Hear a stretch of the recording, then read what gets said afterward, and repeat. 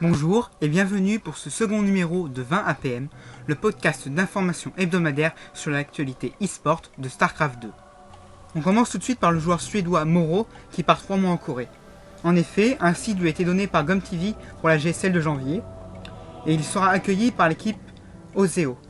Ainsi, le joueur Zerg retentera l'expérience déjà effectuée avec la GSL World. On enchaîne avec l'e-Sahara Cup, une nouvelle coupe online qui possède un cash prize de 500 €, dont 300 pour le vainqueur. On peut noter la présence de 3 Coréens, Chip, Violet et Check, 3 Zerg. Cette semaine, c'était aussi la fin du partenariat entre Quantic, l'équipe coréenne, et IM, l'équipe américaine. Elle a permis entre autres à Nesty et MVP d'aller à la BlizzCon et à la MLG Providence, et à SACE d'aller en Corée.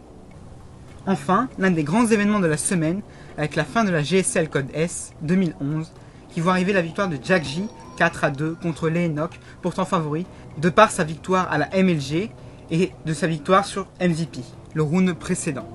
Jack J, lui, est arrivé l'an dernier en GSL et grimpe progressivement les échelons et a sorti les 2 Protoss des phases finales.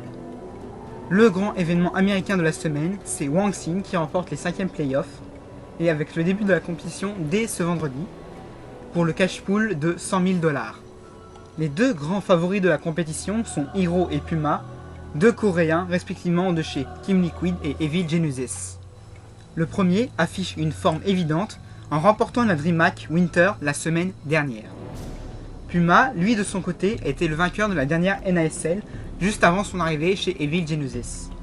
Les 2 compatriotes ne pourront s'affronter qu'en finale, l'un et l'autre se retrouvant aux extrêmes opposés de l'arbre. On peut noter pour la compétition un nombre réduit de Coréens, avec seulement 3 participants, contrairement à la saison dernière où les phases finales étaient 100% coréennes. Ceci laisse donc plus de place aux joueurs européens, comme Mana ou Torzane, qui sont les favoris européens. Malheureusement, ils sortiront de la compétition, le joueur polonais en premier en 8e de finale, sorti par Moro, et le joueur suédois en demi-finale, sorti par Puma.